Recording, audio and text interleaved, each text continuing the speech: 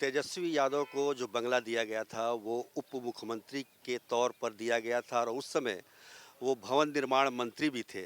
और जिस तरह की चर्चाएं चल रही हैं उनके भवन आवास छोड़ने के बाद जो साजो सामान लगे हैं उसमें करोड़ों रुपए के हैं। हमारे साथ भवन निर्माण मंत्री वर्तमान हैं महेश्वर हजारी। ये बताइए कि जो अभी आप लोगों ने देखा या जो बातें आ रही हैं, ऐसा बंगला कहीं है? क्योंकि उप मुख्यमंत्री ने कहा कि ऐसा राजभवन भी नहीं है और मुख्यमंत्री आवास भी नहीं नहीं, मुझे भी आश्चर्य लगा। चूँकि पद जनता के द्वारा हम लोग निर्वाचित होकर आते हैं, हम लोग जनप्रतिनिधि हैं और जनता की समस्या का समाधान करना हम लोगों का काम रहता है।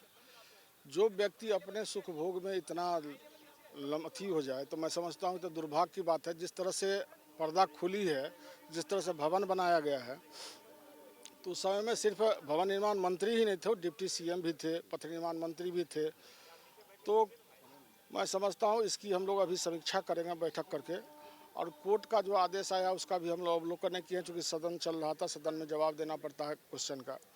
तो अवलोकन के बाद जो विधि सम्मत कार्रवाई होगी, चाहे बड़ा से बड़ा व्यक्ति भी हो, उस पर भी जो विधि सम्मत होगी कार्रवाई होगी। आपको लगता है, आप भी भवन निर्माण मंत्री हैं, वो भी भवन निर्माण मंत्री थे, पद का दुरुपयोग हुआ है? एकदम स्वाभाविक बात है। अब इस तरह का पैसा खर्चा करना, कहाँ से पैसा लाए? यदि विभाग से यदि पैसा खर्च हुई होगी तो विभाग के विभागीय पदाधिकारी दंडित होंगे। यदि माननीय मंत्री लिखित आदेश देकर के यदि खर्च कराए होंगे तो माननीय मंत्री भी दोषी पाए जाएंगे। तो समीक्षा उपरांत जो भी होगा उस विधि सम्मत कार्रवाई करेंगे, चाहे कितना से कितना बड़ा व्यक्ति हो, चाहे कितने बड़े पदाधिकारी हो, सब पर कार्रवाई होगी। तो ये मतलब आकलन करवाएंगे आप? अभी आकलन करवाएंगे कितना खर्च हुआ। जैसे जैसे अभी तत्काल हम लोग जो फर्नीचर है, फर्नीचर में मात्र 3 लाख रुपया ही खर्च कर सकते थे जिस समय मंत्री थे। अभी हाल फिलहाल आदेश हुआ 6 लाख तक का, तो 6 लाख से ज़्यादा का खर्च नहीं कर सकते। यदि ज़्यादा खर्च किए होंगे तो दंडित होंगे।